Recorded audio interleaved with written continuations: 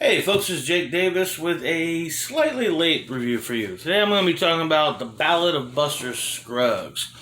Released on Netflix in 2018, written and directed by the wonderful Coen Brothers.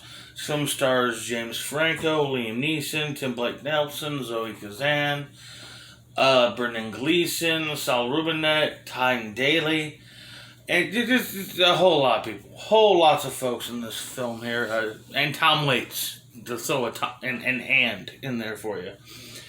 This is an anthology film. Multiple stories about the Old West, told very much in a fantastical but very violent way.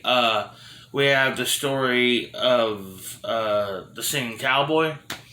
We have a story of a man who somehow just cannot avoid the gallows, but at the same time has a hard time actually getting hung.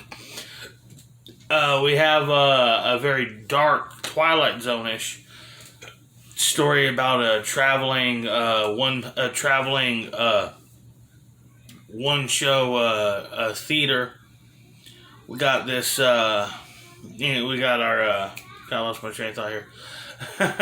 There's also the prospector story and a wagon train story, and the final story being the stagecoach purgatory. I liked it. I liked it for the most part. I didn't enjoy all the stories. I think the wagon train story, while good, ate up way too much runtime of the film. It kind of feels like the Coen Brothers just wanted to make a wagon trail film, but didn't have enough script. So we'll write these other storylines to fill up this, 35, 45 minute story we got here in the middle. The stagecoach bit, I liked the lighting effect of it.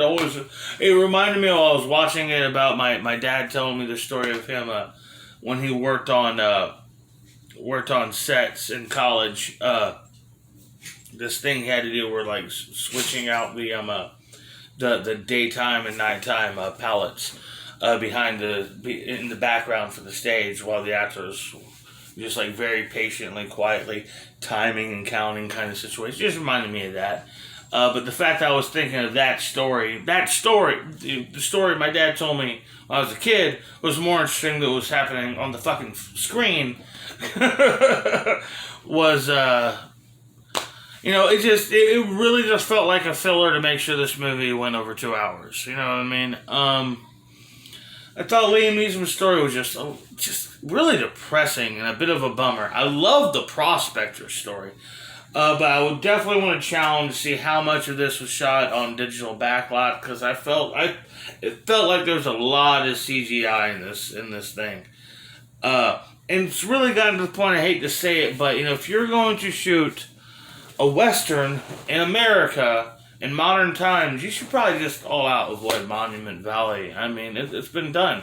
As a person who's been in that part of the country, it's not a big deal. People fucking travel all the time, but I don't much anymore. But when I did, I went out there. I went out west, and it was great. I saw those big, great plains and vastness. It was beautiful.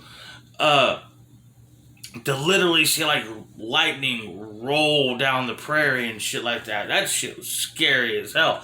Anyhow, man, it just there's more places you can shoot. You know what I mean? You don't have to shoot in Monument Valley, Utah. You can shoot in Colorado. You can shoot in Wyoming. You can shoot in South Dakota. Hell, you can shoot in Canada.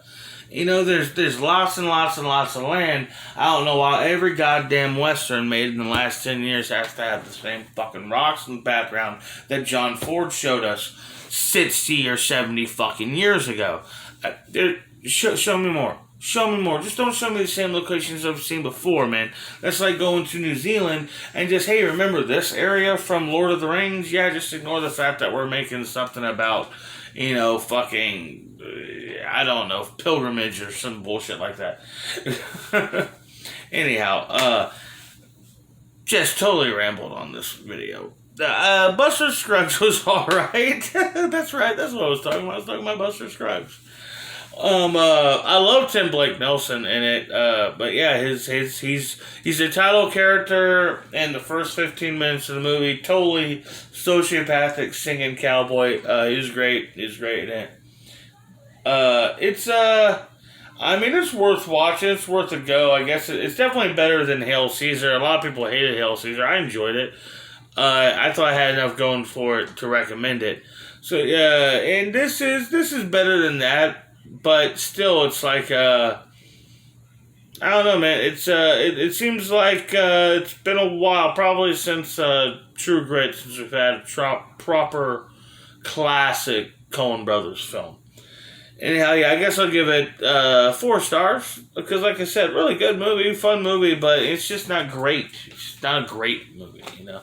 So I guess I was a little disappointed considering all the people involved. Anyhow, I hope you all enjoyed this review, and this ramble.